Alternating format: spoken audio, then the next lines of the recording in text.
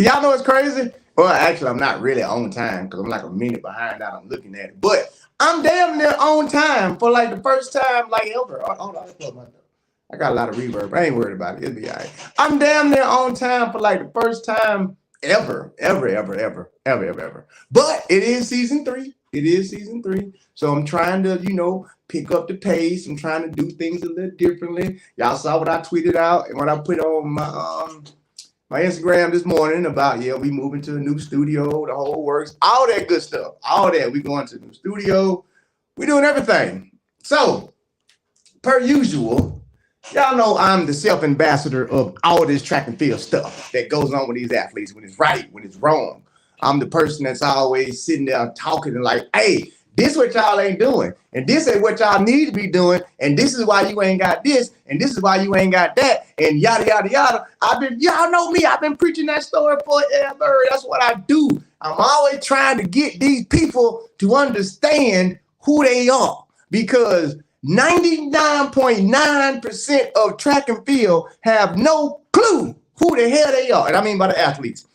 That's why, and I'm going to go, before I bring my guest on, one of the problems I've always had is when I look at the past track athletes, right? The great ones. And I'm not talking, y'all know I love everybody, so I ain't talking bad about nobody. When I look at it, like, what have you accomplished in track and field? Like, look at me, you see my wall? It's my wall. What did you accomplish in track and field? And how did you utilize that for your retirement? Because track and field don't give you no damn retirement. Like, it's over with. When you take those spikes off, it's done, Jack. So what did you do?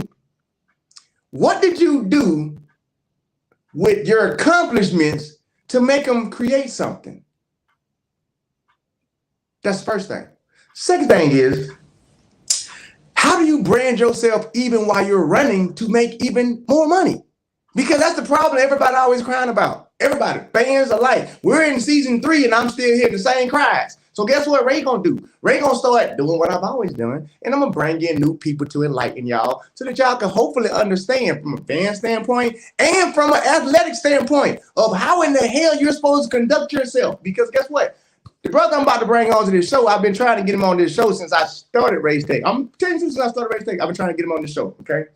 And the reason being is because he taught me a whole lot of shit about branding. Like, literally, he was like, bro, I'm going to tell you what you're doing wrong. That's literally how he came at me. He was like, bro, I'm going to tell you exactly what you're doing wrong. You should be doing a whole lot better than this. You should be having a whole lot more people than you got even following you. And I was like, bro, what you talking about? And then he just broke it down to me like, you don't know how to brand yourself, Ray. I was like, man, I know how to brand myself. Look at my IG. Look at my shit. He's like, I looked at it. It's horrible. He was like, that's why you ain't getting no clients. That's why you ain't making no money. That's why your gym ain't doing nothing, because you don't know how to take your accomplishments and actually brand them. And I was like, damn, what you mean by that, man? I post all the time. You don't know what you're posting. You don't know what you're posting, when to post it, how to post it, nor why should you be posting it. I said, damn, for real? He said, yeah. And I don't know if y'all know this. I'm going to bring him on in a minute. But before I was the Speed Factory, I used to be called Motivate Me. That was my thing. Motivate Me. I love that handle. I created that handle in 2013. When I started working with his brother in 2021, he said, you got to change that. What? No, I'm not changing that. Nope, not doing it. You a lie. I'm not changing that. That's my handle. Motivate Me is me. And he was like, what the hell they got to do with speed? Damn, you got me. You got me. You got me. You got me. You got a point. You got a point. You got a point. So here's another thing that is going to, another thing about his brother, I bring him on, he's an athlete himself. Like, he played football. We was at Texas Tech together. He played football at Texas Tech, went on to the league, stayed up for a little time, came back. And then when he, I guess, reinvented himself to actually help us become something as athletes. So anyway, you know what? Let me bring my boy on. Jabo! My guy. Well, I call him Jabo. I'm sorry. I probably should have been a little more professional. Mr. Jabari Smith. You all right. I guess we were family, so you can call me, what you call me. Mr. Jabari Smith. Jabo, tell these people who you are real fast. Yeah, real quick. Give me your background, your sports background first, and then we're going to get into everything about, the human experience. Absolutely. So, yeah, my name is Jabari Smith, but people call me Jabo or Coach Jabo. I'm originally from Los Angeles, California. And yes, I am an athlete. I used to go around saying that I'm an ex-athlete, but my philosophy is athlete is a mentality. So you don't stop being an athlete just because you don't perform anymore. But my sport was football. Played collegiate football at Tech. That's how I know my boy Ray. Got the opportunity to play in the Arena League for about another 5 seasons. And then just like most athletes, once they retire, they got to fill in that void. So I went about a decade or so in zombie land, just trying to rediscover who I am and how I can add value to society. But it took that decade to not only discover who I am, but to also realize that I'm not the only athlete that goes through what I had to go through. So the way that I'm wired, I'm like, if I'm able to solve a problem for myself, then who am I to kind of withhold that information to myself? So I wanted to share it with everyone else. And it was just a long journey. And now I'm here helping and not only athletes, but just entrepreneurs establish their brand. So that's why I'm here with you today, man. What was that transition that you just spoke of? And because you mentioned you had to go from that athlete transition to figuring out, what to do next. And that kind of is what, if I'm understanding, created the company you created. So tell us about the human experience and what that is. Absolutely. So it's called Human Experience Marketing, but it's pronounced as HUXM. So if you ever saw our logos, our icon, you'll see the HUEXM, but it stands for Human Experience Marketing.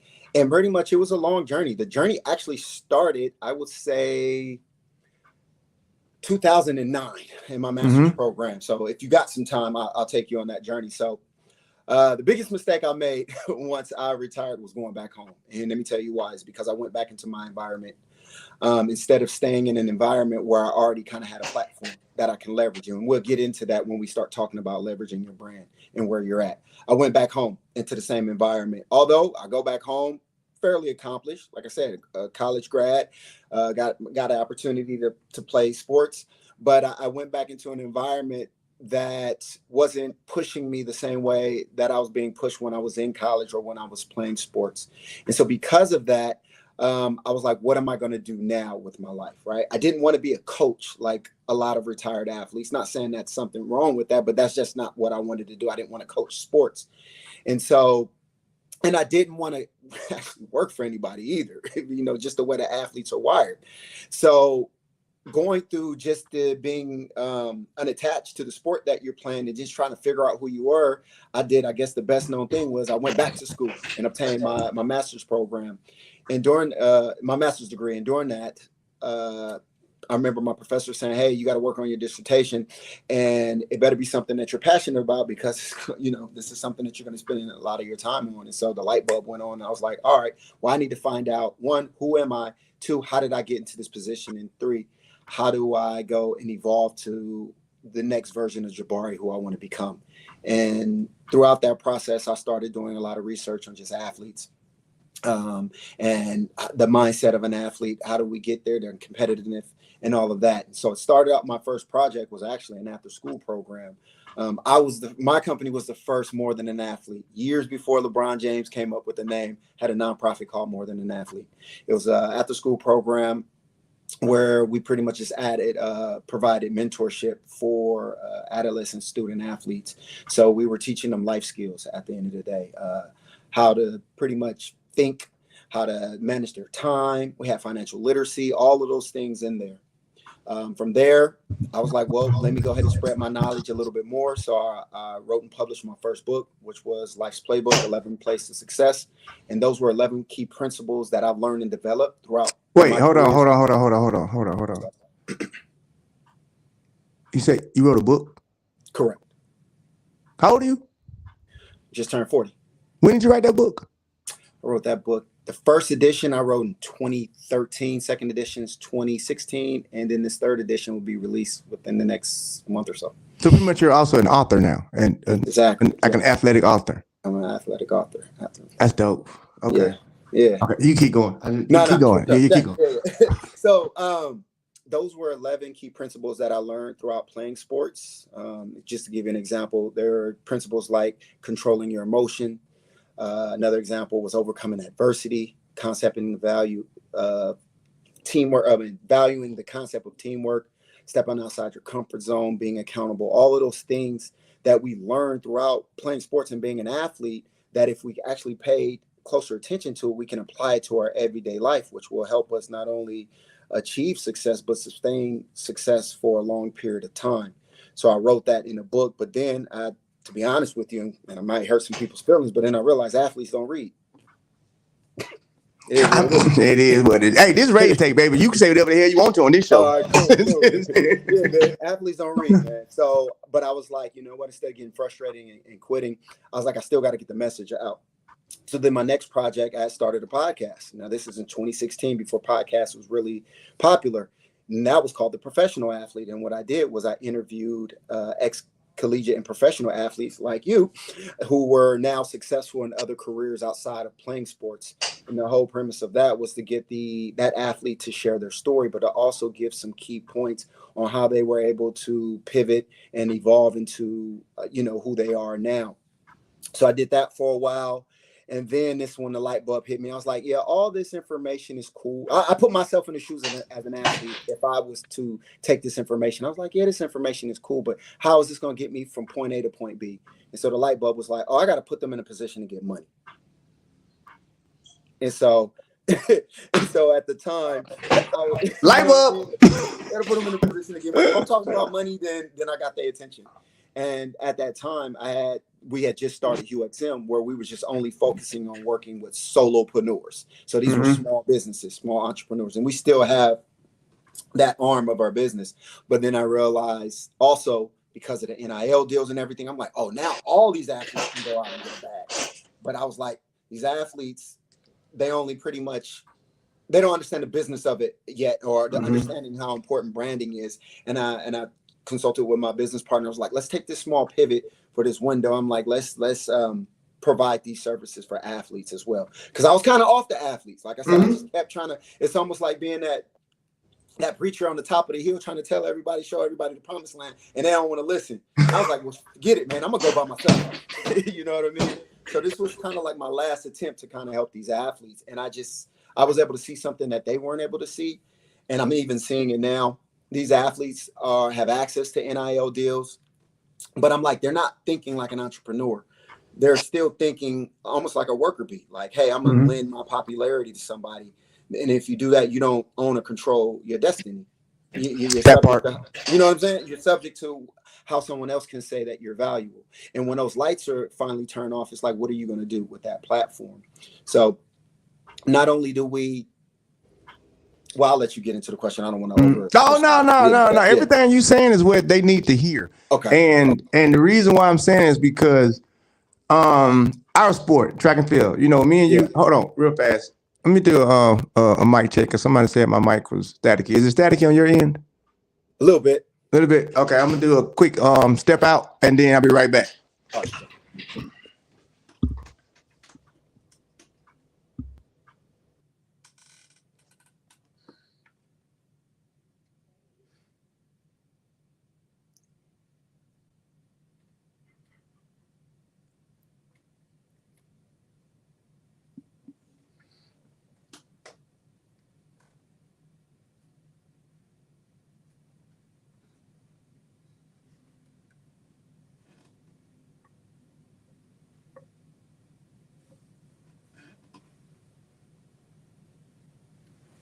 Yo, did Ray just leave me over here on a solo mission? He didn't put me he didn't put me backstage. I wish I could see some of y'all questions I can answer, but I'll just wait patiently, I guess.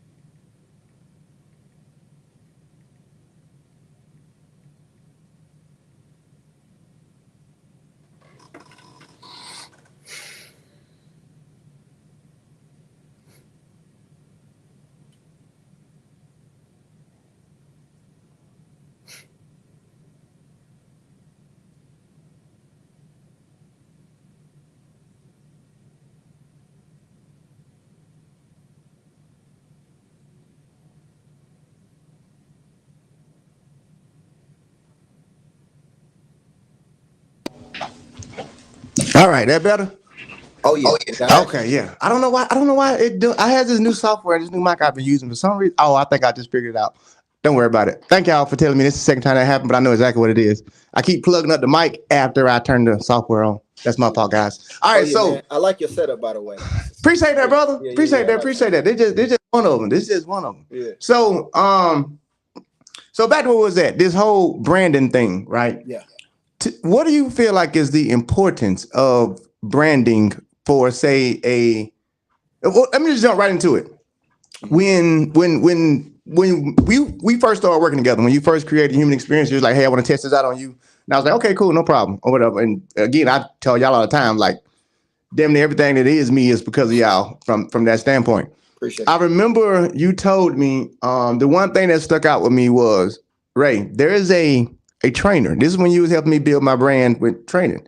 You said, Ray, there's a trainer in Houston that has, it was like 10,000 more followers than you do, but you got the actual accolades. He ain't did nothing, but he got 10,000 followers, and he got all these people paying him money to make them fast, do this and do that. And the highest level he'd ever been on was like high school. High school, yeah. And then you was like, you see what I'm saying with that? Like how he branded himself as a speed person versus you're not branding yourself as a speed person. Yeah. I see a lot of that in track and field, period. And I mean, you had the discussion before. So put it this way. In track and field, you have, I like to tell people it's, there's no middle class in track and field, okay? Either you're like us on the wall, you're at the top, or you're at the bottom, meaning you're getting paid or you're not getting paid. Correct. And the one thing that I've tried to express to athletes who aren't getting paid is how to brand themselves to get paid. And the ones that are getting paid, how to brand themselves for when they're done running, because track and field is a roller coaster, Jack. Like when you're up, you're getting the money. And the minute you stop running, you're broke. There's no 401k for it. There's no fund for it. There's no nothing for it. So a lot of athletes end up over time, I'm not going to say they don't go broke, but they're nowhere where they were at when they're an athlete. So they went back down. Very, very few. When I say very few, I'm talking about off the top of my head, I only know probably 0.0000001% of athletes that I've raced with that after they was done, their money went higher. Everybody comes down. Now, I believe that's a branding issue. To you, do you think that that is also what the issue is with track and field athletes, to where when we're done running, we end up becoming less than we were when we was running? You hit it right on the nail. So let me double down on the why. So it's a mentality thing. So a lot of times we only focus on that 0.000%. So let's say the top 3 sprinters in the world. Okay, stuff is going to come to them because they're the best of the best of the best, right? And I can still even make an argument that they're not fully leveraging it, but they get all the attention, right? And so then everybody else is like, well, what about me? Well, you're not going to get your attention that way because you're not the best of the best of the best, but you're still at the top tier. The other problem is we wait until we retire to try to leverage our platform. I tell my clients, that's dope. Every day, no matter what level you're on, if you're high school, college, you are on the largest platform that you're ever going to be on unless you elevate to the next one. So that means you need to leverage whatever platform that you're on. But they don't look at it that way when they're there. They wait. Imagine this. Right, when you were actually running and competing for the Olympics, right? If you would have called somebody and say, hey, I'm Ray, and this is who I am, and I got a race next week, no one's going to hang up the phone on you, right? But if you wait 2 to 3 years removed and say, hey, do you remember me? I'm such and such. It's going to be kind of hard to try to get back into their good graces because they're looking at the next Ray that was you a couple years ago. So we're so focused on being the best that we want to do, which is rightfully so. We forget to be like, hey, I need to exploit this platform that I'm on right now. And then another thing is we don't look to see what other things make us unique outside of our performance. So let's keep it on track. Like, yeah, I'm fast, but what else do you have to offer to society outside of your speed? There's other things you're passionate about. And please do not say clothing or merch. Please don't say that. because you got to have a solid brand before you sell any type of program. So let's not do that. Like, and I would strongly encourage for these athletes to be like, think of a service that you can provide, because that's going to have way more longevity than any product. That's why I tip my hat and salute you so much, because you're providing a service, and people remember a service much longer than they can remember a product. Yeah, they may hold on to a product, but if they don't use the product, then the product has no weight. But if you provide a service that changes their lives or shifts their paradigm, you're going to always be planted in their head. And so, just to be more specific of what UXM provide, we only work with service-based entrepreneurs. So if you're coming in and you're selling widgets, I'm sorry, you're gonna have to find somebody else. But if you can provide a service, yeah, we can rock out. So that's my biggest gripe with the athlete, is just being aware of like, hey, I'm as famous as I'm ever going to be today. So how can I exploit that? Can I give you an example of a student? I won't give his name, but I have a college student who's one of our clients, and his degree is criminal justice. So he gets playing time. He kind of knows that I might not go to the league unless something happens within the next year or so. I believe he's approaching his junior year, so he has 2 more years of eligibility. But I said, okay, you want your criminal justice major? What do you want to become? He was like, I want to be a detective. I'm like, awesome. I was like, have you ever considered doing something still in the law enforcement realm, but maybe not a detective? He was like, I haven't thought about that. I was like, all right, well, that's a light bulb for me. So here's how it works. I said, well, before we make any type of final decision on your destination, because you got time, but I was like, let's get involved in that industry. So what I did with my student, I said, listen, right now, using my analogy, you're as popular as you're ever going to be. I want you to call the local police department that is in your area, and I want you to say, hey, I'm such and such. I am number such and such for this football team, for this university, and I have an idea. And so I said, he's gonna say, oh my gosh, I know you, or I know of you. He's not gonna hang up on you. And I was like, here's the play. Tell him, listen, I would like to establish something within the youth within your community to have better relationships with the police department, or to see the other end of it. So I would like to do tours with it. Bingo. Like that. Yeah.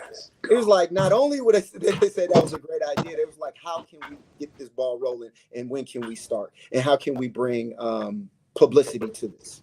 You see what I'm saying? I'm gonna go ahead and educate you real fast, and like the rest of the people out there, they already know where I'm gonna go with that. All right. Yeah. I love everybody in track and field. Everybody knows that. Yeah. To me, I want to say feel to be politically correct, but I can't say feel. I got to say I know.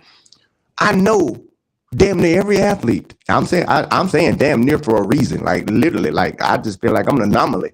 Damn near every athlete is brainwashed. Okay, and they're brainwashed. And thank you. They're brainwashed and lazy. Well, they're lazy because they're brainwashed. Correct. And what I mean by brainwashed is, I can only speak on track and field, which is why we're here. They're so brainwashed into thinking that I can only make money if Nike picks me up. I can only make money if Adidas picks me up. I can only make money if freaking, Saucony picks me up. If none of these shoe companies don't pick me up, then I can't make any money. And then the ones that even have the contracts, in their mind, it's, I got to do this and got to do that, because if I don't, I'm going to lose my money. Well, in my aspect, it should be, okay, well, listen, going off what you just said, you're only as popular as you are now. So if you pick up the phone and say, if I'm understanding what you're saying, if you pick up the phone and say, hey, I'm number yada, yada, yada in the world right now, I'm training for this summer's world championship right now, more people would probably be more prone to actually listening to you and helping you or giving you money or whatever. Correct. In our sport, they've been so brainwashed to where people like you, they won't actually reach out for, because they don't know how, first of all, nor do they know that they should. But what happens is, and I've seen this from Ray's take past 2-3 years, and even in my career, but I never had these problems, like ever. The only time I had a problem was when I went home in 2013, when Nike took my money. And I was like, Ray, it's your fault, because you know better than this. You know you should have had some side hustles going on. But I feel like the athletes don't understand that not that you can, that you should be doing that. You should be doing what you just said and reaching out to, The way I always look at it, like you explained to me, if you have put on a pair of spikes and you ran at any major championships, there should not be anybody out there coaching speed over you. In whatever city you're in, whatever state you in, no, if anybody consider themselves a speed coach, an agility coach, a football porter training coach, it is not you, you didn't brand yourself right. Because I've done it. Like you can't, no other trainer, and because you really put that in my head, that's what helped me build my gym. You can't tell me about speed. Why? I've done it. I don't give a damn what you write, what you talk about. I don't care what that coach told you. I don't care what he charged you. Man, your biggest argument is, man, I've been where you trying to go. I've been where you trying to go. I've been where you trying to go. Yeah. Time. And then you even gave me that slogan, like I tell people, prepare you for the most important seconds of your life, which is what? Like you explained to me. If you're trying to get a football contract, a 4.6 to a 4.4, that's more money in your pocket. Exactly. If you're trying to train somebody to run 10.6 to 10.3, it's more money in your pocket. Yeah. Time is money. Just like you taught me. You was like, hey, look, most important second in your life. I can prepare you for that. I feel like track athletes have just that, to where the advantage we have on the outside world is nobody can teach what we can teach the way we can teach it. But because we've been so brainwashed, we feel as though we don't know how to teach it. Fast. How do you feel about that? And like when it comes to understanding your brand, being able to work with people like you to brand yourself, to understand that even though you are a puppet, so to speak, because your coach is writing the workouts and doing this, you actually know more than you think you know, because you're like you told me, you're comparing yourself to everybody that you're next to, which means your levels is always going to be challenging. But compared to that person who works at Gold's Gym, there is no comparison now. You can't outdo me. And I think that a lot of athletes have gotten stuck in that mind frame to where they're competing within their own world, not understanding you're trying to get the money in your world when all the money is outside your world. Bingo. So, and I'll definitely break that down. So, newsflash, whether you guys know it or not, if you get the opportunity to play anything from the collegiate level and on, you are in a very, very small class of people. Now, it may seem crowded because you see the same people every day because it's part of your work. But if you really do the numbers, you're in a very elite class. Literally, I said from college on up, let alone professional, you're in a whole nother world. So if you participate in any type of collegiate athletics, you already got the equivalent of a master's or almost a PhD in your profession. The problem is literally what you just said. It's a mindset. We've been conditioned all our life to be coached and get told what to do. Think of it like this. When we step foot on a college campus, our schedule is printed out from us from the moment we wake up to the moment we go to bed. Our coach is constantly telling us what to do, and our teachers are telling us what to do. So we're programmed to just do what someone else say. But when you become a professional, now you have to pretty much create your own ethos, your own philosophy, your own business, your own brand. And that's where we kind of fall short. Like we were saying earlier, they're lazy mentally, but they're lazy by default. We get it. Like if you're programmed, you don't know what you don't know, just to kind of give not an excuse for the athlete, but because I was in the same boat. It wasn't until I was forced to have to think for myself, because I just hated the existence that I was in at that time. It allowed me to see life through a different lens. And just like I was talking to you, and I was like, bro, I don't know if you noticed, but you're the fastest human that I know. Now, I know there's other people, and I'm talking about knowing personally. I said, that's rare. You get what I'm saying? And I'm like, this globe is huge. It's almost 8 billion people on this planet. And even if all the fastest people in history were to do what you do, you guys still can get enough clientele to eat forever and ever. So it's really a logical number thing, right?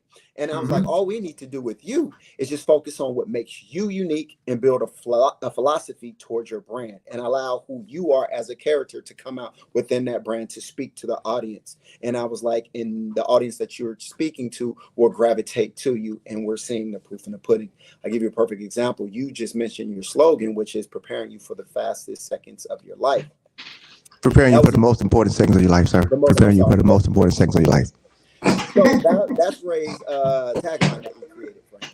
And so what that says to someone that speaks value, especially if you're in the world of track. Like, you guys have to master time. And if you're saying that, you're promising them, like, this is what I'm going to prepare you for, whether, like I said, it's football season time, not football season, but it's combine time. You need to go get ready for your 40, or you're in a position to help these people do that.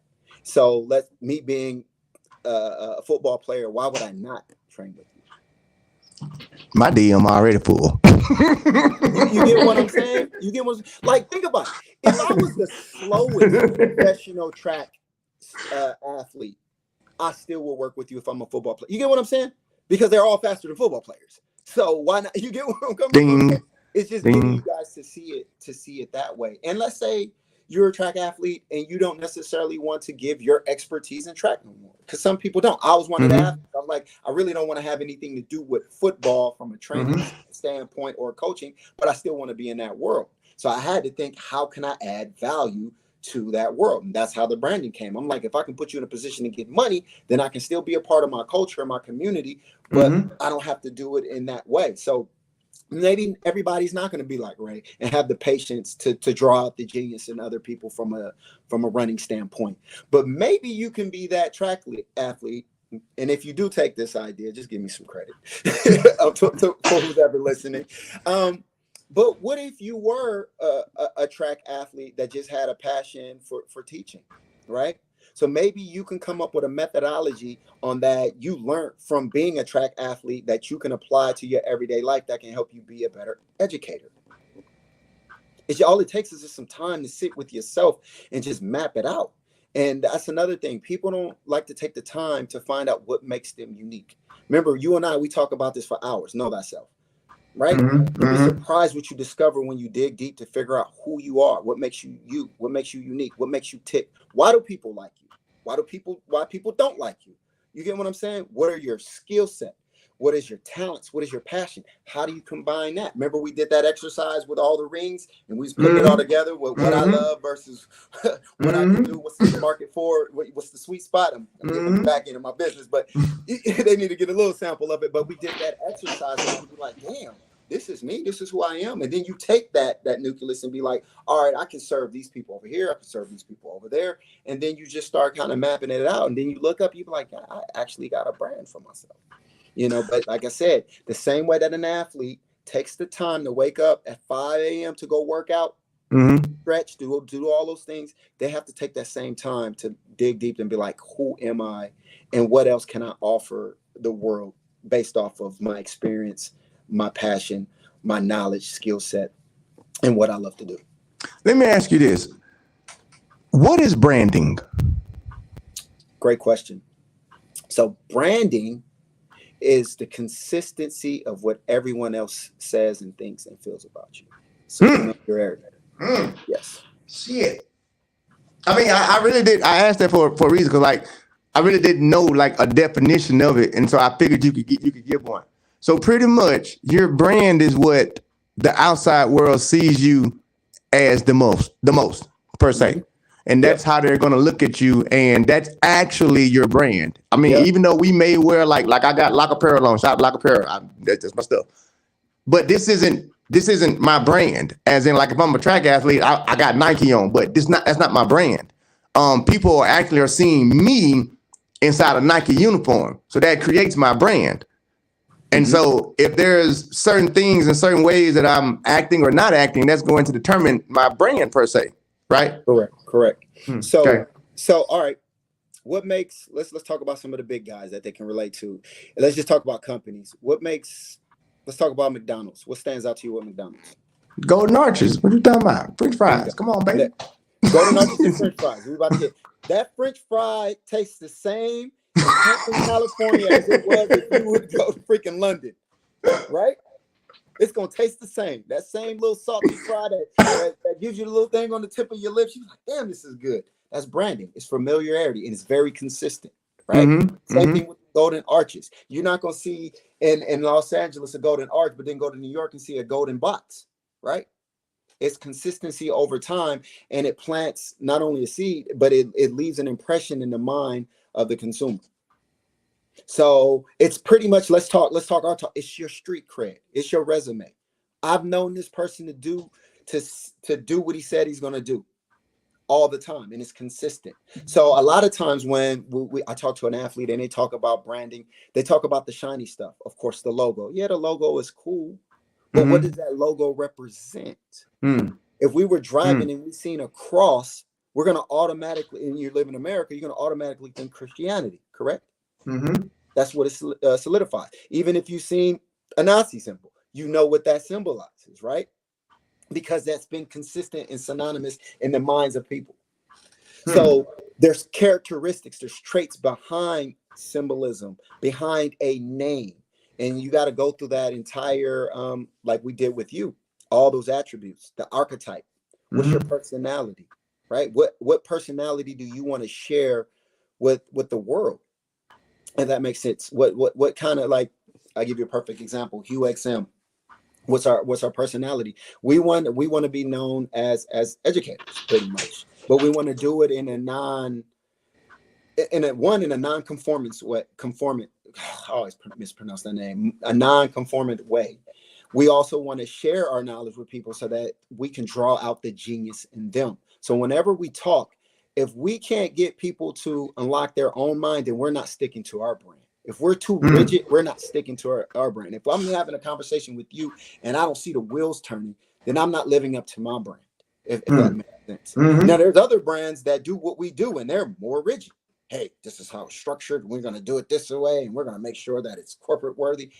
Here's what it is. But we want, like I said, we want to reflect the individual and whatever that individual has to offer.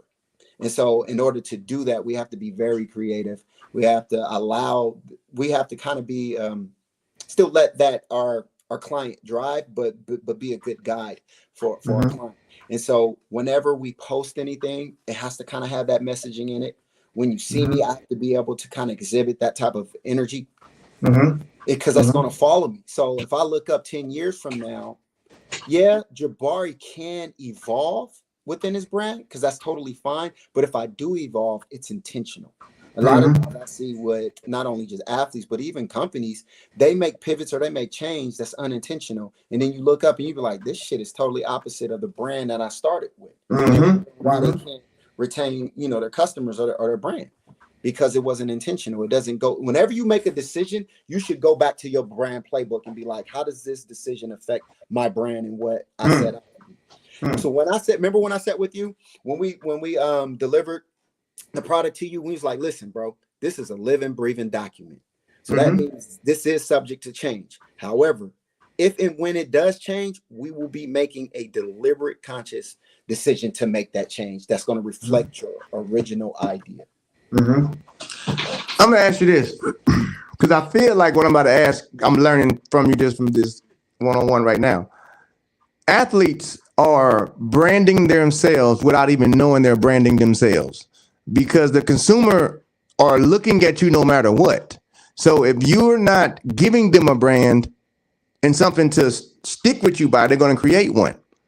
And what reason why I say that, because, we have some athletes that, we got some wild ones, we got some quiet ones and stuff like that. So when you mention their name, it's, well, they got this attitude, that attitude.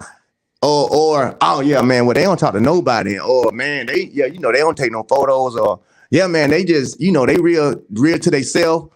It almost seems like that's still a brand, to where as athletes, we don't understand that part, to where it's like we're hurting. You can hurt a brand that you don't even know is a brand because you ain't created a brand. That's your brand. Your brand has been created no matter what, because the consumer has to brand. You got to be branded some type of way. Yeah. So you either brand yourself or the consumer is going to brand you. And sometimes if the consumer brands you, you might not like how they brand you. And we can kind of double down on that. Well, you saying something then. Because athletes, we are guilty of, man, I'm going to just be me. I'm in the zone. Like, all right, you can be known for that. But then how are you attracting somebody that wants to partner up and do business with you? If you get what I'm saying? So you kind of got to think and be like, man, this shit is bigger than me. Like, I don't have the luxury of being standoffish. Now, I'm not saying you got to be the most charismatic person. You ain't got to be like Prime or nothing like that. But you definitely don't want to be an asshole either. Yeah. Saying like, all I need to do is perform. Yeah, that's cool. But what's going to happen is all you need to do is perform. Then the moment you fall off, you're done. And we all know about sports. Eventually, everybody falls off. So you always want to be lodged in the hearts and in the minds of people in a positive way. And if you do want to be the villain, you better have a strong game plan on how you can be a villain. I don't think anybody ever sets out. I know I can only speak from my sport. I feel as though in track and field, people want to be branded as themselves. And I disagree with that. And the reason why I disagree with that is because ourselves can and cannot make money and can and cannot affect us. And what I mean by be branded by ourselves is we don't want to put on the hat to where, okay, when the lights is on, I got to be this person. We don't want to dance. Or when the camera's around, I got to turn and be this person. Everybody, well, I feel like in track and field, they want to be branded by themselves, but don't understand why they not getting any money, because you can only get it from these shoe companies, because nobody outside of track and field is going to touch you because you don't have an actual brand. And then when you do have a brand, you think you have a brand because you've reached a level in track and field to where, yeah, your brand still isn't a brand because you're not getting any outside dollars. Outside dollars is what's going to determine how you eat when the sport is over with. I think in track and field, that's one of the biggest misconceptions with branding is athletes don't know that they're branding themselves without even trying to brand themselves. And that's what hurts them. Or what can also help them, but they don't utilize that. Because you could take somebody like a Marvin Bracey or Fred Curley or Trayvon Bromell. And the reason why I'm spitting them three names out is because not only are they the three, fastest in the world, but they're the three who show up the most on podcasts. They show up the most on people's interviews and things of that nature, so that their name is out there. I feel like they branded themselves. I'll take a step further, bro. They even smile. Yeah, they do. They smile, they laugh, they joke. The wrong way, bro. It does. It does. People want to be like, oh, I want to know more. Yeah. Yeah. Yeah. One. And you're saying, hey, I want to be myself. You don't have the luxury of being yourself. For one, like we said in the beginning of this conversation, most of these athletes don't know who the hell they are. So how the heck are you going to promote that? So you're going to have to, like I said, do the song and dance. This is a business at the end of the day. So you better put on that persona. Rage Take fans, how many times have I said what he just said? I don't know. If I had just a penny for every time I said, this is business, this is a business, this is a business, I probably could put my whole tank up right now. But go ahead, brother. I didn't mean to cut you off. I'm just glad you reiterated what that. This is a business. The same way, like I said, a lot of athletes, they probably haven't entered corporate America yet because they're in a profession. But when you enter corporate America, you don't have the luxury of being yourself. You got to reflect the brand, a bigger brand that you're working for. If I work for Nike, I can't go to Nike being Jabari. I got to figure out how Jabari can reflect Nike, because I'm going to reflect Nike when I'm out in the community, in the public. But when we get at athletes, we too busy trying to be in our own way. Like, nah, I'm going to be me. I'm going to act this way. All right, cool. Then you're going to have a brand as knowing to be the person that nobody want to fuck with. Excuse my language. Oh, it's ready to take, baby. Keep going. Oh, okay. And what's going to happen is, yeah, you're winning, but the moment you lose, and we all know some stories that's happening. I'm talking about track, because they ain't fucking with you no more. Yeah. Versus you could have been that nice person and still kind of had some cushion and some wiggle room to get some upper opportunities because people love you. But if they ain't fucking with you, they waiting for you to fall off. Good luck. Hey, I can't even say that because you shit. You right. You're right. Well, give me this then. Give me just some examples of what you consider proper branding to be. Great question. So examples, see where I can pick without going too deep, going on back. So one would be, like I said, consistency. Well, let me go out in order. The first thing you need to establish is identity. Starts with, like I said, it starts with knowing who you are and who you are within your particular sport, time, etc. And once you understand that, you're going to formulate what is called a story, or your bio, whatever it's called, right? And that's pretty much your origin story. If you notice, when they do certain, even for you athletes, like if it's the championship and you hear the commentator, they usually go over your origin story. This person is from here. Here's what this person had to overcome. This he was attached to this coach. It's your origin story, right? That's something for them to pull. So the human mind is able to connect with a person if they know where you came from, right? So then once you have your origin story, now you have pretty much your values, right? Okay, what I believe in, what I don't believe in. This is what I stand for. This is what I don't stand for. Then after that, thinking like a business, what's your mission and your vision? Here's what I'm trying to set off and do, and here's how I'm about to go out and do it. So the vision is the what. This is what I want to accomplish. And the mission is this is how I'm going to go about and accomplish it. A lot of times people get it backwards. You need to have that vision before you had a mission. Your vision is the overall, it's grand. This is what I want to accomplish. I want to be the best at such and such, right? And then be like, all right, once you establish that, and be like, how are you going to become the best at it? That's where the mission comes in, right? So then once go ahead. How can you help track athletes? Watch it. Hold on. I'm gonna do this first. You actually watch sports. You're into it. Mm-hmm. Who won the world championships last year in the 100-meter dash in Oregon? In Oregon? The fact that you just said in Oregon is first problem. No, I said like that because I suck because I don't remember. Okay. Okay, so that's first example. Okay, so who won the women 100-meter dash in Oregon last year? Who did that? Don't know her name, but I saw. Okay. We're getting somewhere then. Who has the world record in 100-meter dash? Is it still Hussein? It's still okay. But you knew his name though, correct? Correct. Give me one American athlete that runs track right now, and you're an American. Give me one. That still runs? That's running right now. Right now, that's an American track athlete. Give me one name. I hope I'm not pronouncing his name. It wasn't Fred Curley? Okay. Yeah. That's now the fact that you pronounce Fred Curley, you went to the number one person. That's the fastest in America. Give me somebody else. Outside of the three I just gave you, outside of Fred Curley, Marvin Bracey, Trayvon Bromell, give me one. I just said that. Give me one track athlete. Give me one female athlete. Can't do it. See, that's a problem. That's a problem. It's even a bigger problem with the fact that we just had a world championship on our home soil last year, and y'all still don't know who these people are.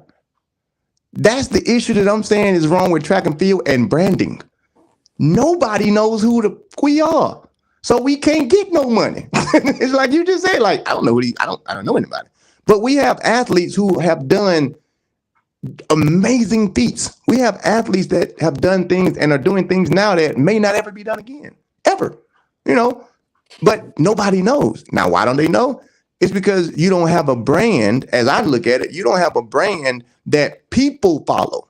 As in, everybody in track and field knows you. That's why you ain't making no money. They not gonna give you no money. They just fans of the sport. Okay? The average basketball player ain't buying Jordans. He's not. Who buying Jordans? The people who don't play basketball. See what I'm going with this? That's the problem that I know we have in our sport. And it starts with the athletes. Unfortunately, it's the athletes. They don't get that part. They don't get the fact that the reason why you can't get any money is because you're trying to get money in a place where there is no money, which is inside track and field. Not understanding that there may be a 501c that might be out there who's ready to cut a check for 50 grand. Bingo. And can give it to you. But they can't give it to you. They don't know who the hell you are. You got to know who you are. And what I mean, go ahead. And say I'm the 5th fastest person on the planet. That shit goes a long way. You ain't got to be number. If I'm the 10th, that goes a long way. Sir, when y'all, I like to call you Morpheus. When y'all turn me into the one, oh, it was a wrap, baby. When I walk into a room, I'm walking in with that. How you doing? My name's Xavier Ray. I was in the world record race Usain Bolt. That's my introduction now. Like I don't even. No. That's the first thing I'm saying. And outside of that, it's strictly that. Like I understand that branding now. So now it's like when I want something done, they're doing it because it's Xavier Ray with the track star. They're not doing it because it's Xavier Ray. All the connections I've made since I've been doing business. It's because of that. That's why. Because I bring that brand to them. I tell people all the time, you really think I yell in normal life? I yell on race tape. I was about to say, you really think I'm every day? Oh, what's up, Jack? What's up, Jack? No, that's what we talking about, bro. Okay, I can't. Okay, I got you. You're right. I can't. I'm cutting off. I'm giving too much. I'm giving too much. That was intentional, bro. I'm giving too much. You're right. But and it's consistent. Here's another thing too, just to go off of that. Like people don't realize, like what the minds of the masses, we give people what is called a halo effect. So if I'm good at one thing, I'm going to automatically think that you're going to be good at something else. So when you walk into a room, which is like I said, I'm willing to put my money down that if you walk into 1,000 rooms, no one else is going to walk into that same room with the same accolades. That's just how it goes. Unless you guys are all going to track conventions and shit like that. That's what I'm saying. We're all spread out. So when you go and conquer your region or whatever, you're going to be the only one. And so here's 3 rules about branding, right?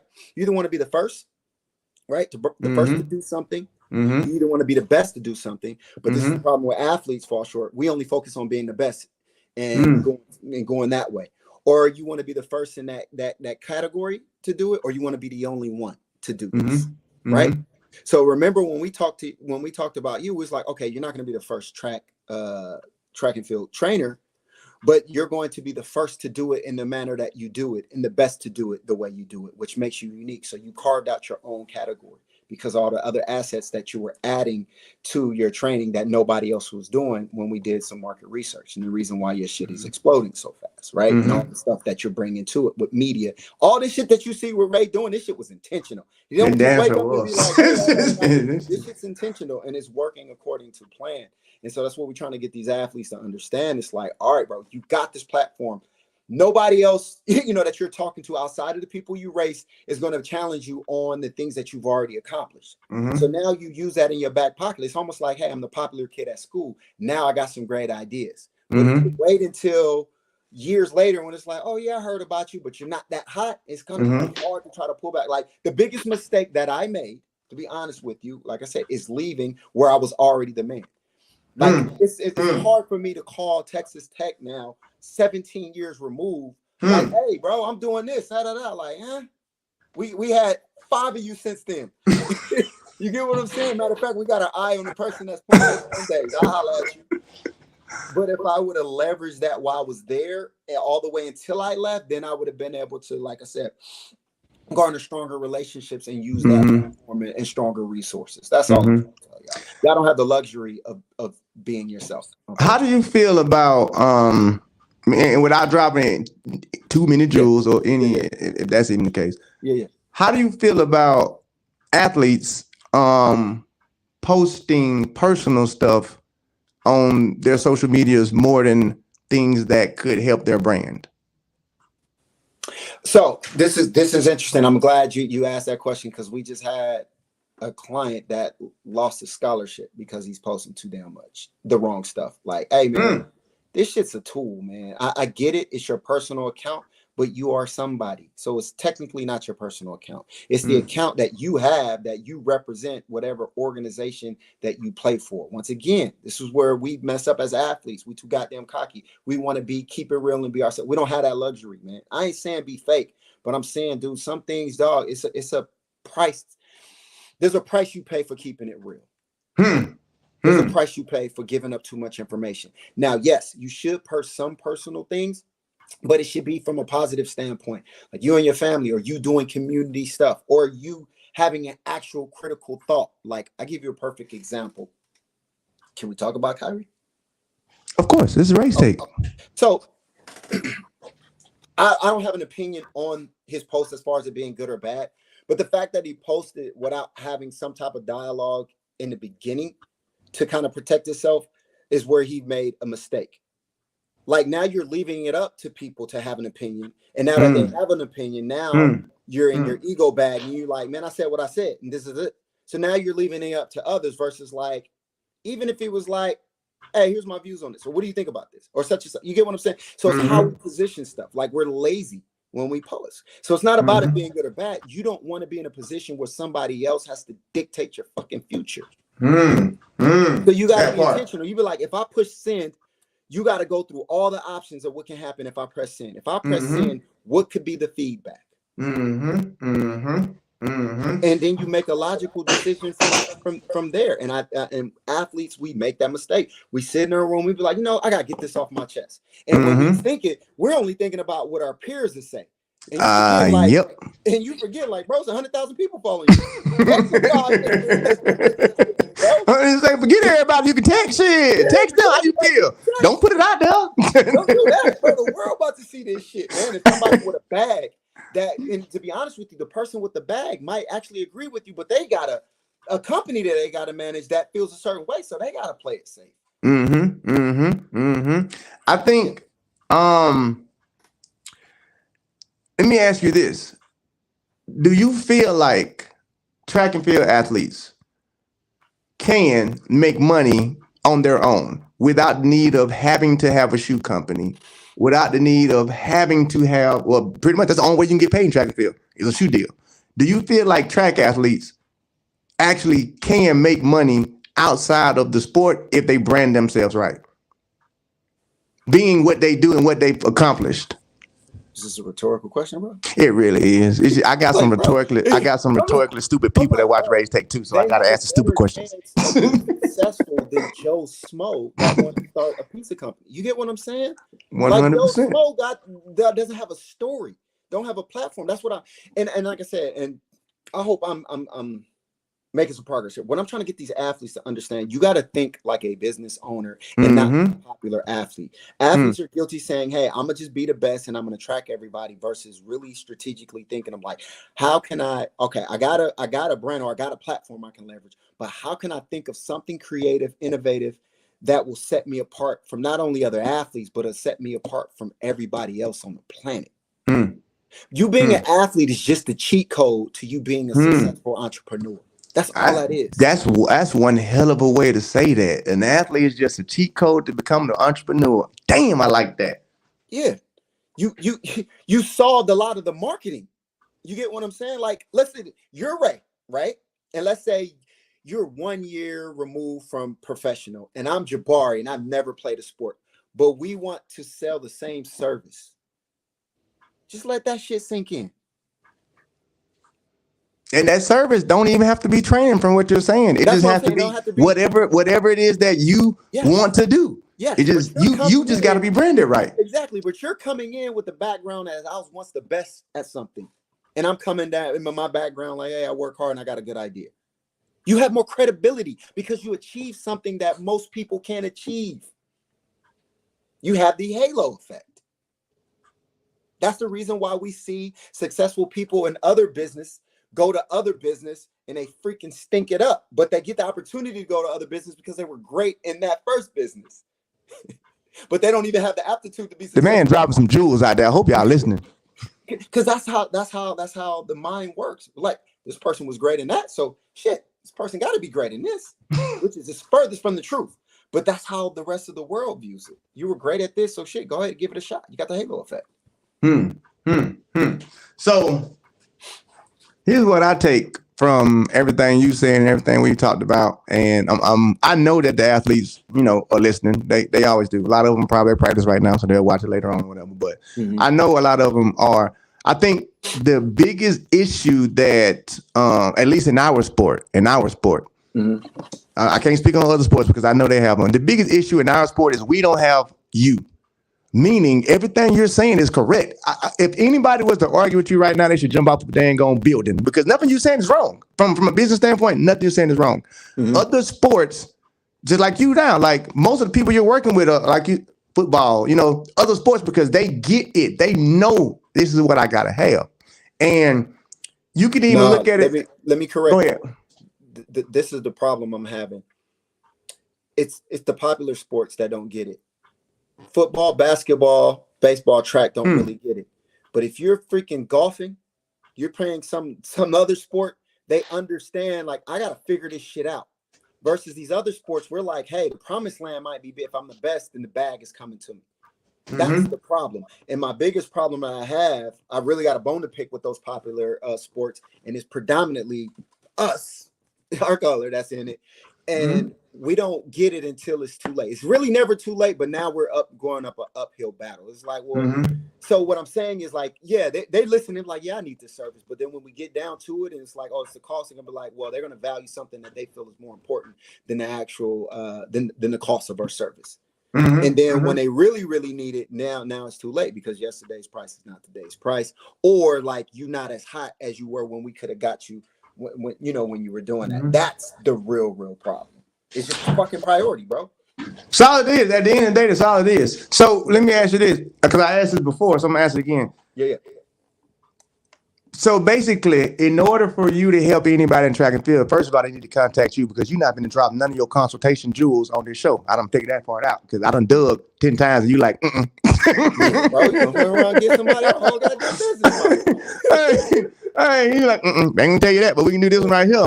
So, but for the most part, do you feel like you could actually help track and field athletes in order to help them brand themselves and get them to understand how to separate their brand from the brand on their chest? Okay, so let me go ahead and clarify the words. I don't feel, I know.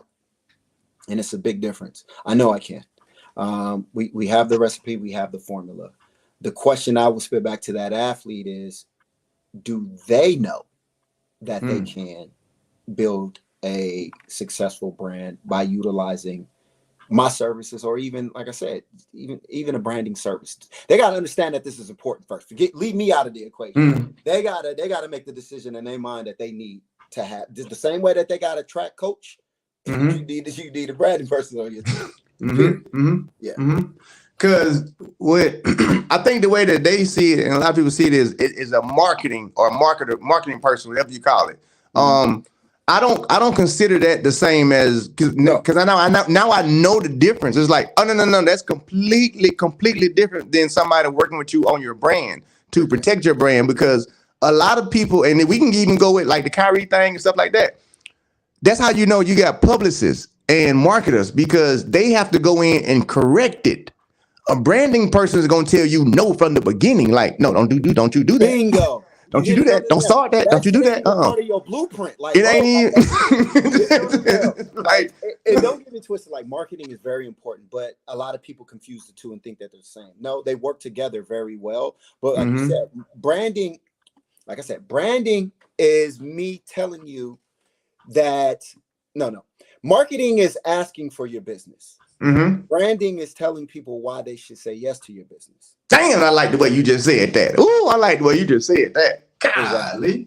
So if you got both of them, you got 1-2 punch. You got a 1-2 punch. So like what HughXM does, shameless plug, is so like we help athletes who want to become entrepreneurs. So let me just clarify that. These are athletes that want to become entrepreneurs. So we help athletes that want to become entrepreneurs develop a marketable brand to serve as an asset that will create opportunities for them for years to come. I'll repeat. We help athletes who want to become entrepreneurs develop a marketable brand to serve as an asset that will create opportunities for them for years to come. Which is the number one well, we got two problems in track and field. First problem is they don't know how to make money while they're running. They don't. When I say they don't know how to make money while they're running, they haven't the slightest clue on how to make money while they're running. And we just gave them a jewel. Like, 501c can actually donate money to y'all. They don't know how to do that part. They don't even know how to get that. That's the first part. They don't know how to do this either, which is and I blame the sport. When you make it in track and field treats you like you're God. Like, literally, like, trust me, that wall right there, I know the treatment I got. I know it. And when I say it's separated, when you're at the bottom, you see the treatment that you can get if you get to the top. So all you're working for is to get to the top. During that time, in that transition, you're literally broke. Meaning people have been on couches and floors and made the team, and they was on the couch and the floor. My thing is, you shouldn't be on the couch and the floor, period, because you was trying to make a team, and you could have had people actually giving or donating money to you, to your brand. But people don't know that you exist because, going back to what I said about 40 minutes ago, you only got about 3 to 4 athletes that we call on the media carousel, which they go from all our shows. They'll do my show. They'll do Track World News show. They'll do Anson's show. They'll do T show. And it's the same athletes doing this right here over and over and over and over and over again. So the people are able to see them. And I even give a story right now about one of my best friends, Mary Beth. She was on my show last year. She gave her whole story about working, about training, about how, and she still made it, okay? A church reached out to me and said, hey, we just watched your show. We heard her story. We want to help her. Literally. And guess what happened? Yeah. She got helped. And she got helped more than most athletes get in their entire year. I had another athlete come on the show. Same thing. Man, I heard the story. I like that athlete. How can I help? How can I help? They don't understand that part, that's also your brand. You got to put your brand out there, because if nobody knows that you're even doing this or you're going through this, they can't reach out to you. They can't reach out. So they can't reach out to you. I'll give you a story. So, right, when you're on your tour, right, or you're doing more than just running. You're going to events, right, and you're going to be around a lot of affluent people, right. Most of the time, yeah. Stuff like most of the times. Come on, problem. How often do we see these athletes literally ask, "Hey, what do you do?" Why we don't have the person already knows they know who we are, but we don't have the time to want to know who they are and be like, exactly. Oh, you got a carpet company? Oh, that's cool. Tell me more. And they get into, thank you. How can I add value to what you do? Like, we forget how to network. We so used to being in our bubble and having everyone come to us that we fail to flip that switch and be like, damn, this person is already a multimillionaire and he or she is so fond of me. He's introducing me to everybody, but I'm not smart enough to be like, damn, how can I stay in this fucking circle? Thank you.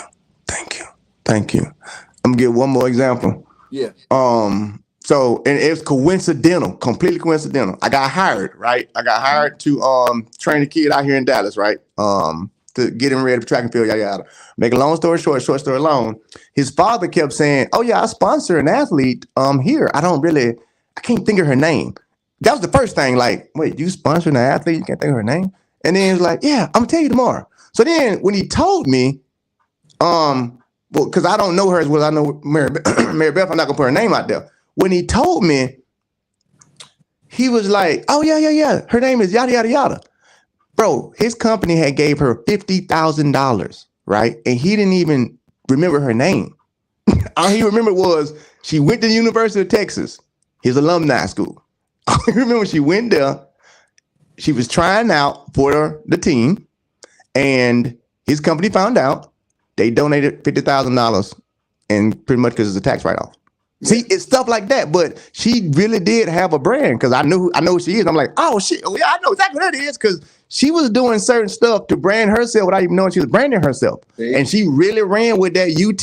So an alumni, I'm all the way in Dallas. And then he was like, yeah, I sponsored this one person. But then the fact that when he told me, like, bro, you gave her 50 grand and you didn't even remember her name. Like, and that goes to what you're saying. Like, and even with the church, they gave up, a nice little portion. It was like, yeah, because we like them.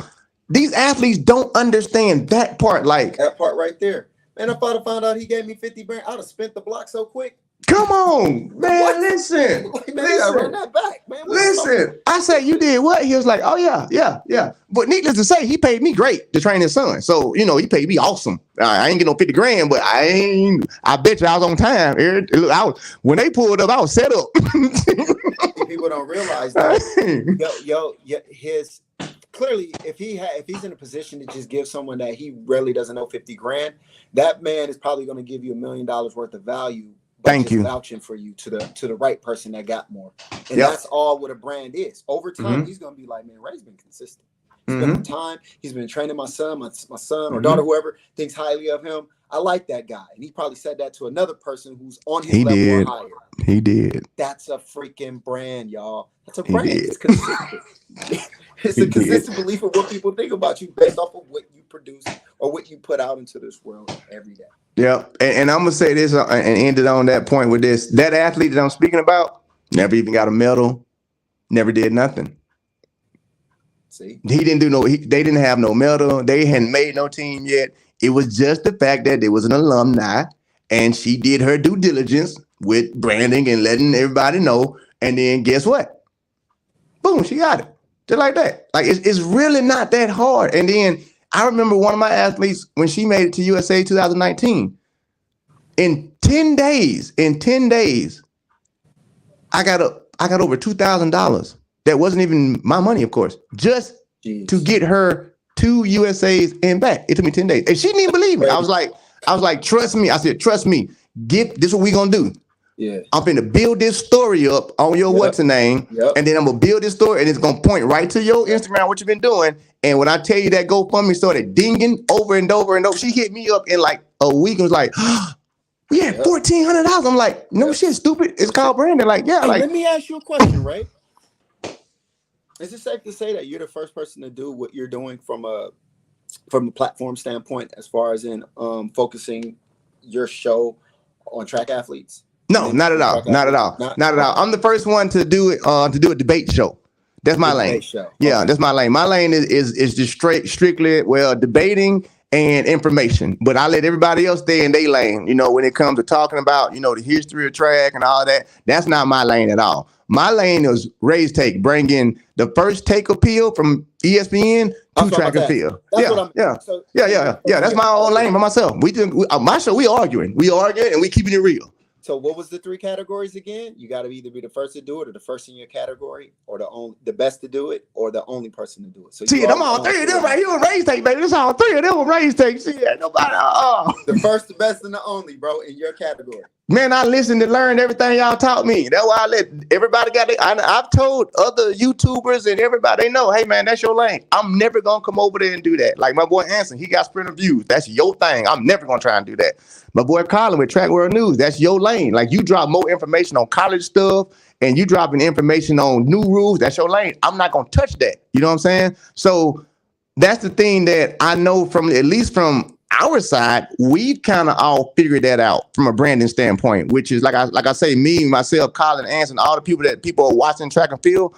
We came together and pretty much made a coalition to where we talk to each other. Like literally, we understand that. Like, okay, what time your show is at? What time? Okay, shoot. Well, I'm gonna put my show at this time on this day so that I can make sure that we bouncing it from here to here to here, so that we can stay in each other's lane and keep our brands separated. So you'll know when Raise Take come on, you're not going to get the information that you would have got from Track World News. When Track World News come on, you're not going to get the same look or information you would have got from Raise Take. When Anson comes on with Sprinter Views, you're not going to get the same stuff. And we've done that collectively, talking to each other about it. You know what I'm saying? So I know from our standpoint, we understand the branding side of it, because we're doing this because the people I'm naming, we're entrepreneurs mindsets, period. Like this is what we do. I just feel as though the athletes need to start doing the exact same thing, as in understanding who you are, what you are, and you're not necessarily enemies. You need to be working together. Like when you come to the track meet, all that. We beefing, we battling. But when you're not on the track, y'all need to be in the room together. Saying, okay, well, look, check this out. This is how we're gonna play it. You know what? Next week, I ain't gonna do this, and you gonna do this, and then we're gonna do this, and we're gonna make them do this for us. They don't do that. They actually stay distant from each other because they're opponents. But the thing I try to explain to them is the one thing I learned when I started working with NFL players. What you see on TV is the complete opposite of what you would think it to be, because you would think for them to be against each other. They don't like each other. None of that. Man, these folk work out together. These folk out there kicking it together. I'm talking about, when I tell you I was training at one time, 11 different athletes from 11 different teams. And they all out there cracking jokes, you know what I'm saying, moving together, stuff like that. But when it's on the field, they don't. So damn. So y'all isolated from the fans? Man, they isolate from each other, bro. They isolate themselves from each other too. It's so brainwashed out there too. It's like, and they all cry the same cry though. We don't have no money. And I'm always sitting here like, y'all ain't got no money because y'all ain't got no unity. That's the first thing. You don't need no union to have unity. You don't need that, because everybody be like, we need a union, we need a union. No, just unionize yourself. Just unionize yourself. Exactly. That's it. That's a union right there by itself. That's the first thing. And then I will say, I will give credit what credit is due though. The top male sprinters, they are doing that shit now. Like they don't got to figure it out to where it's like they don't took themselves and put themselves over here and understood their worth. And they're like, oh, no. We gonna do it this way, which is a business way.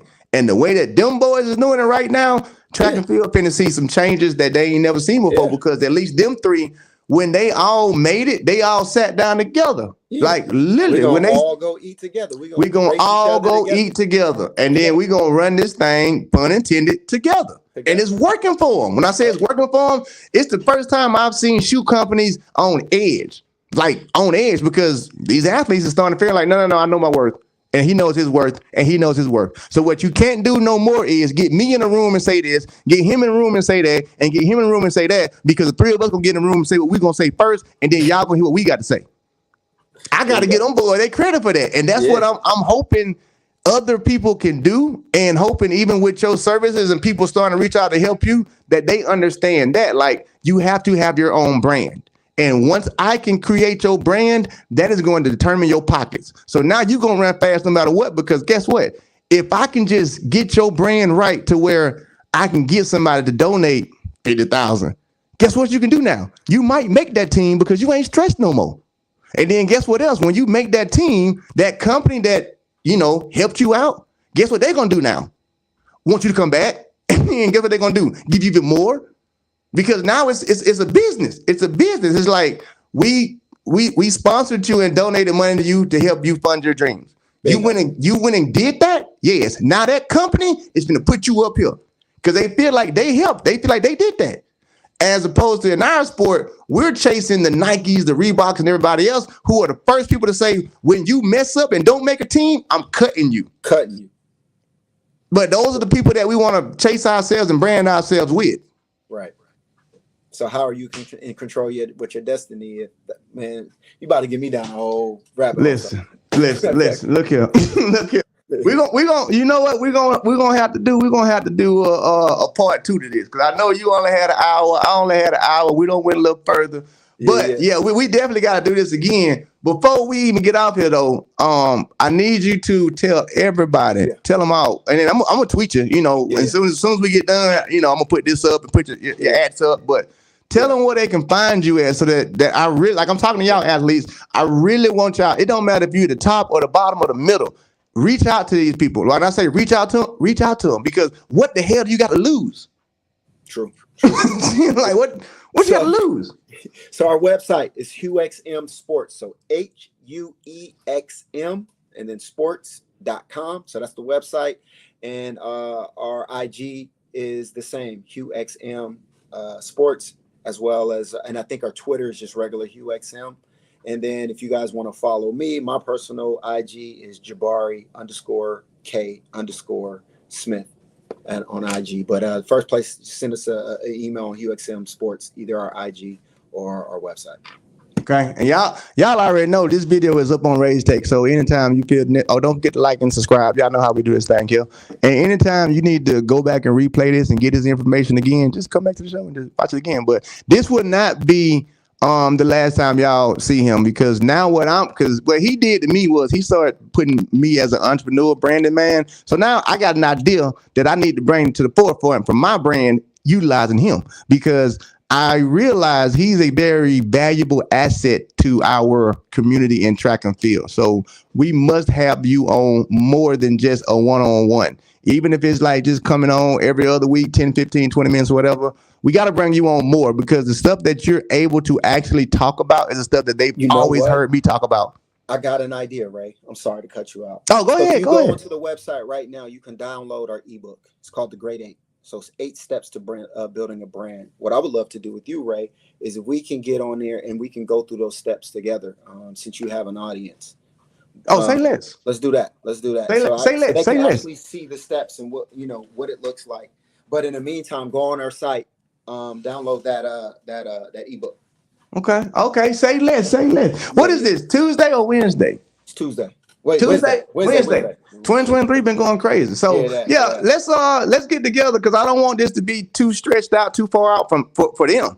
So let's plan on doing that. If you're available this same time next Wednesday or anytime Wednesday, let's get back on here Wednesday around the same time, and then let's do that. And I would like to keep going forward, throughout the season or whatever, to see if we can start to get more athletes to work with y'all and understand.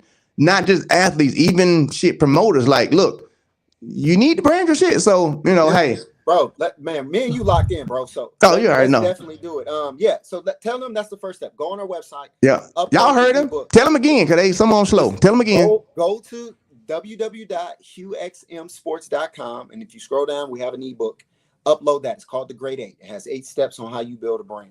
And then what we'll do, I want you guys to read that. And then what we'll do a follow-up with Ray. And I'll break it down for you guys and go through everything. That'll be the first start so you can see the importance of having a brand. And for the people that latch on from there, then we can talk about actually building the brand for those athletes. But y'all got to take the first initiative step. So go upload the book. There it is. All right, brother Jabo, Mr. Jabari Smith, owner of Human Experience. I like the fact that I can say like owner and developer, and you got that skin color. I no nothing than everybody else, but you just know how I like to do. I like to see your side there, baby. Yeah, I know what I'm talking about. Hey, you know, yeah, we coming up in the world. Hey, you enjoy the rest of your Wednesday. Say hi to the family for me and everything, and enjoy yourself. And I'll see you in a week from today. Appreciate you, brother. Love you, man. No problem. Love you too, brother. All right. All right, y'all. There it is. I told y'all, season 3 gonna be different. I keep trying to tell y'all, just like I put out today. Like I ain't even in the studio yet. When we get there, this shit gonna go crazy. Hey, I appreciate all y'all for being able to come on here during this midday. You know, I know a lot of y'all might be at work. Like I always say, don't get fired and go in the bathroom watching race tape. You can always come back in the evening and watch it. So don't let that happen. But I appreciate all y'all that had the moment to stop in. All of y'all. She'll be Wayne, Warrior 92, K-Love. I see y'all, the white superhero. I see y'all out there. I've been seeing y'all the whole time. Art Dog. I appreciate y'all for taking this time in the middle of your day to actually come here. And, you know, like we're not even talking track. We're talking stuff that's important for track. And the fact that a lot of y'all stayed in here and made sure that you watched it and chimed in. I love it. Y'all know what I'm here for. I'm here to push this thing forward because I do not like the way that our sport is ran. I've said that a million times. I don't like it. And the reason why it's ran the way that it's ran is because the athletes feel powerless because they've been created to be powerless and give all the power to the ones that say, if you don't do this, I'm going to reduce you. If you don't do this, I'm going to cut you. But none of it says, if you do this, I'm going to love you. So I don't know. I don't care. All right. I love y'all. I see y'all soon. I'm on all week. So y'all get ready for tomorrow. You don't know what I'm dropping out tomorrow, but I'm on all week, baby. I see y'all here in a minute, though.